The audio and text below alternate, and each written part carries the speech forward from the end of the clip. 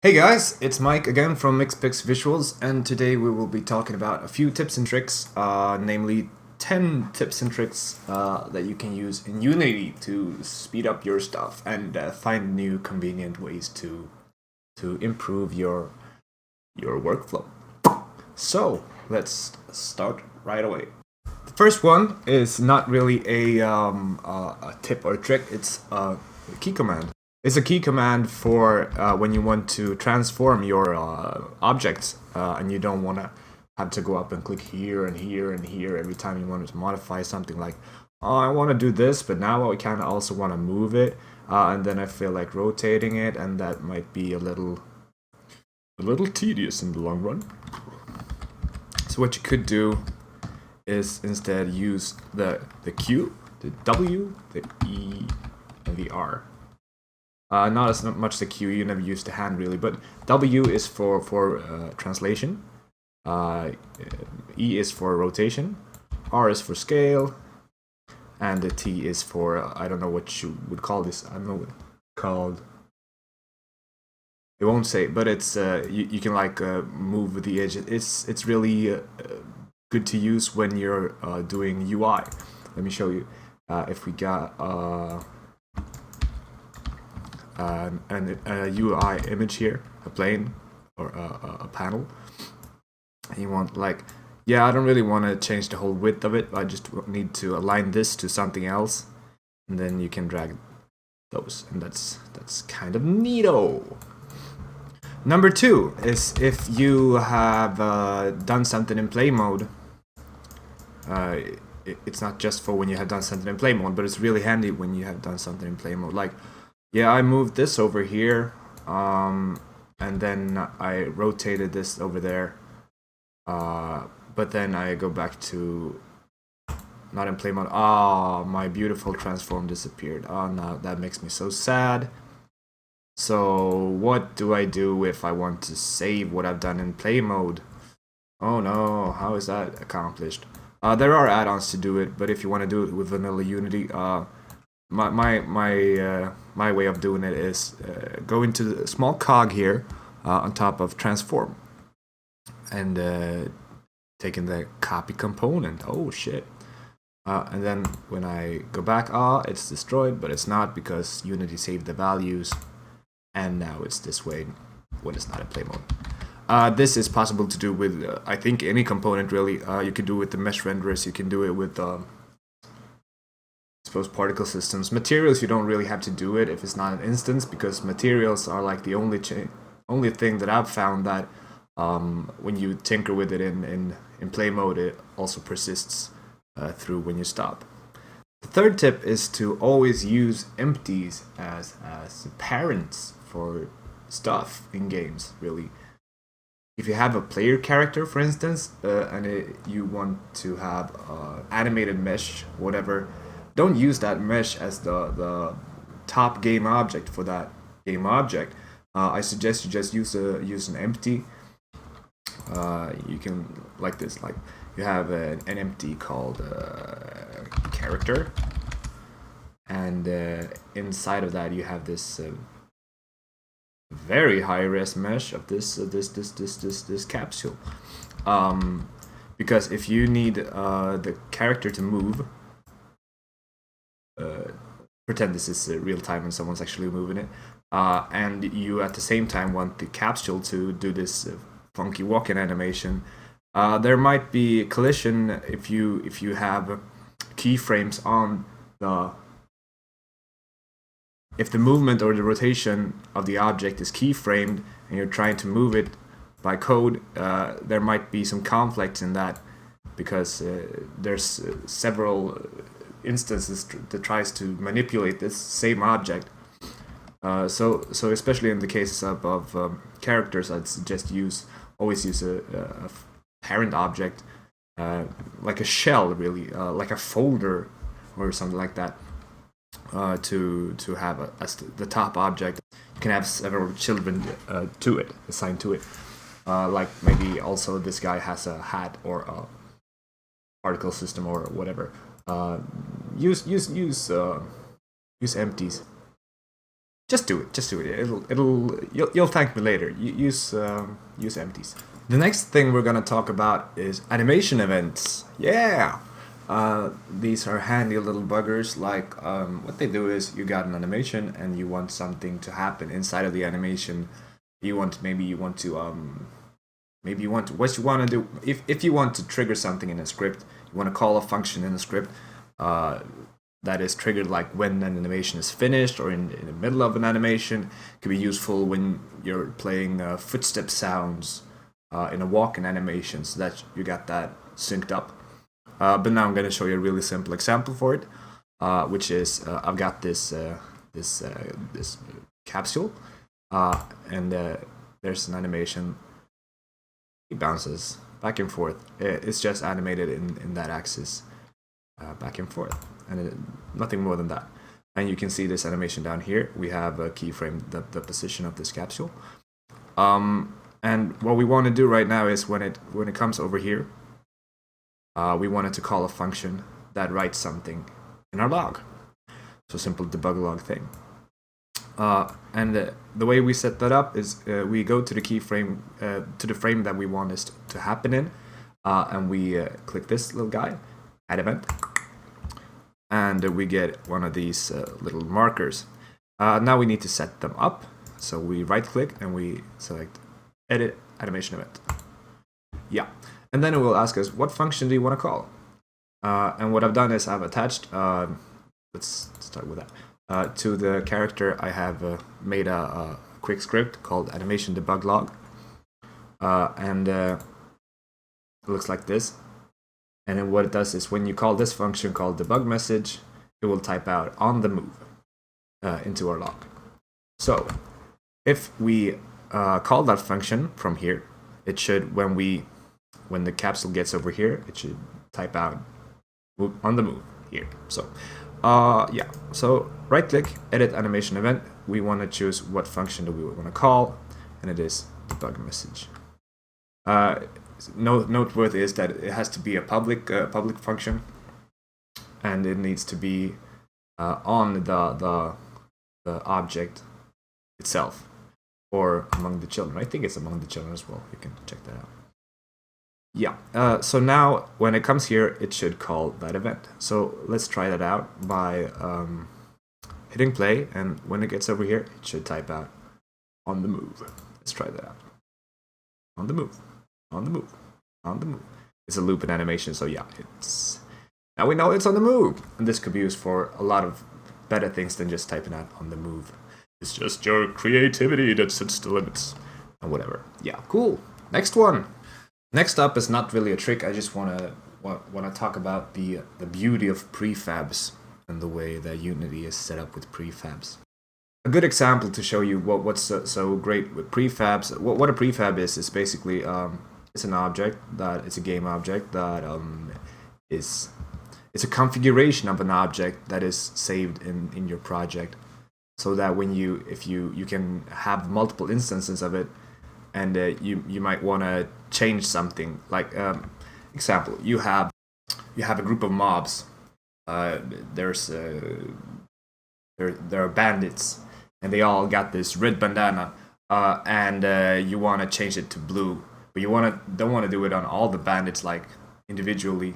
So you can just change the prefab, and then it'll apply to all of the instances. Let's just do a quick example. Let's make a new folder called character. Yeah, and then we got this character dude. If we drag it into our project tab, you can see that it turns blue. If it's blue, it means that it's a prefab. And what also happens when it's blue is that you get these different buttons. And the one I love the most is the apply button, because if you change something now, all right, let's first drag another character out. So now we got 2 characters. Now we got 3 characters, but they're like linked because of that they're the same prefab. They are of the same type, I guess you could say. So now if I were to change something in one of them, change the rotation of this guy. Then I hit apply. They all change. So good. So good.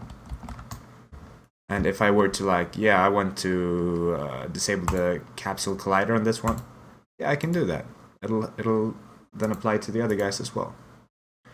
And you can also, you don't even have to have an instance in the world that you find. You can use the guy that's already in your project, and you can change stuff on it. Like if you change the value to 2 on all of these, that'll instantly apply to all your instances in the world. So prefabs is so smooth. You really gotta get with the prefab game.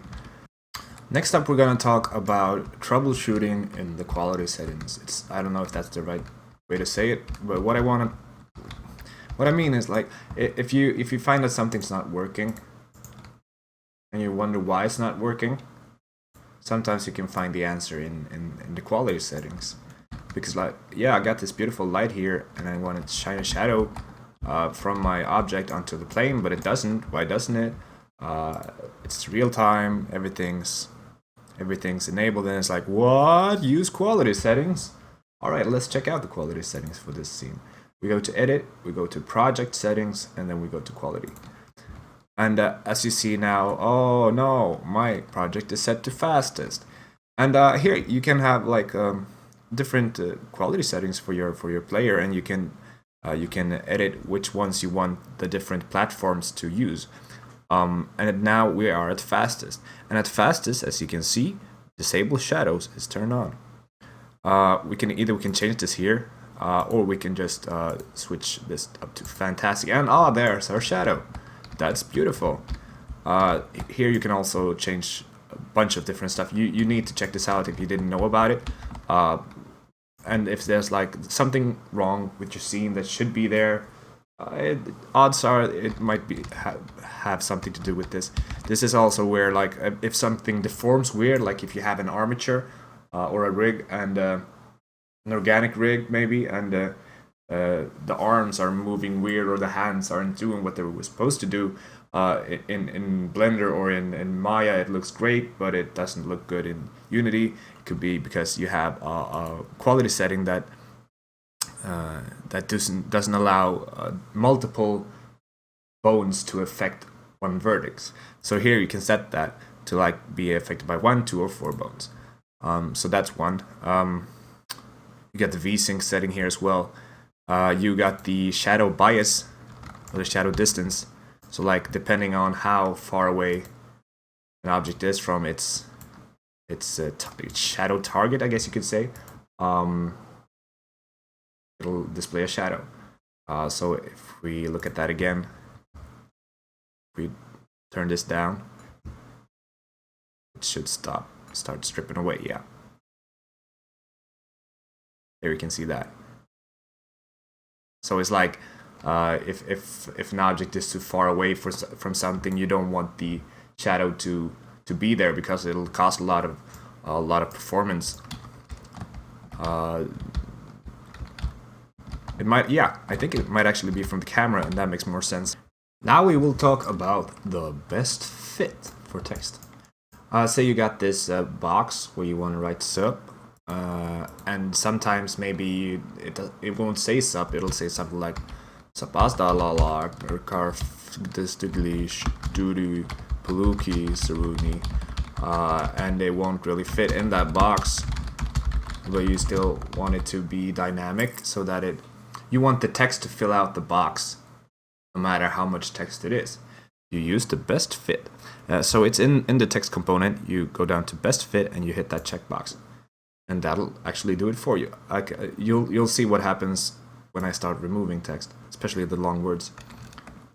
So now it's small, and then as text disappears, the long words disappear, it'll adapt and adjust itself, and it'll become bigger and bigger. And then if I write stuff, yeah, you can see what it is. And you can also manipulate these to be like, if you want this size to never be smaller than one value or never be bigger than one value, you change that here. Up next is one thing called toggle groups, which is in the UI area of things.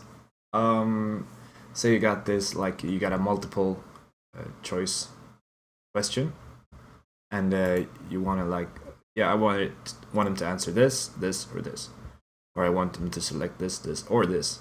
But if you just slap out 3 of these standard toggles, you can do whatever you want. They're not really linked or connected. So what you want is someone to keep track of them as a unit, and that is the toggle group. I think the toggle group can be applied to really anything, but for now let's slap it onto the parent. So we take this image, the back of it, and we do add component, and we will use the toggle group. Here we can specify if we want them to, like, does it always have to be one of these, or does it not? Let's not enable this right now. And then we take these 3 toggles, and you can see that they have a field for toggle group. And there we will drag this top image down to that group. And then they have a group. And then if we hit play, we will switch something that will make them collaborate, if you will. So that's really cool. If we would have selected the allow switch off, we could, it's the same thing, but then you can also have the option of not having any of those. Next up is to have a checklist of stuff you do before you start making light maps. There's light maps can be dependent on the complexity of your scene, or it could take like from a couple of minutes to a couple of hours. Me, sometimes I start the baking when I'm about to go to bed, and then when I wake up, it'll all be beautiful, ambient, occluded, light mapped scene. And if you have like a bake time of 8 hours, you don't want it to go wrong. You want everything to be set up correctly so that you haven't wasted all night computing stuff that's not even relevant.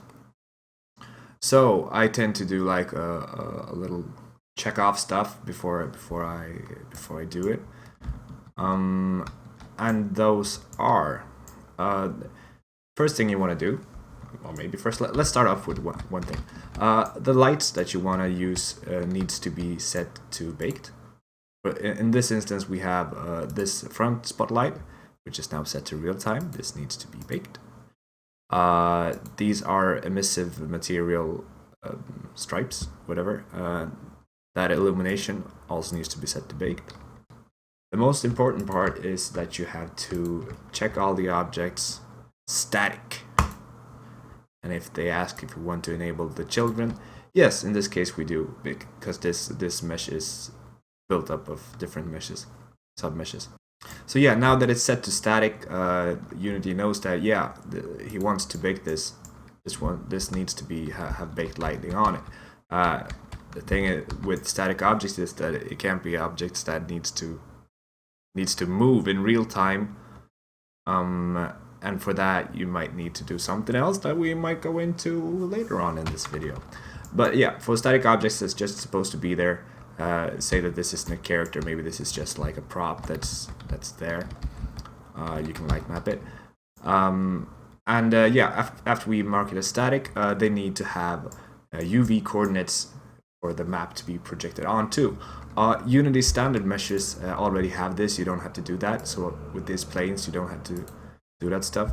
But this guy, if you haven't done a proper light mapping of it, like you're lazy or you haven't done it yet, or you want it to be a tileable texture, so you haven't really bothered to do it properly, you need to have a non-overlapping UV set for it to work, because otherwise it will overwrite information onto itself and it'll look really crappy. But if you don't have the time, have the energy, or don't want to do that, Unity has the option to generate a second set of UVs for you for the light map. And the way you do that is you select your imported mesh, go to Model tab, And then there is this guy called generate light map UVs. And then we hit apply. There's a bunch of different parameters for this as well, but we're not going to go into that now. And it will create a set of UVs for you.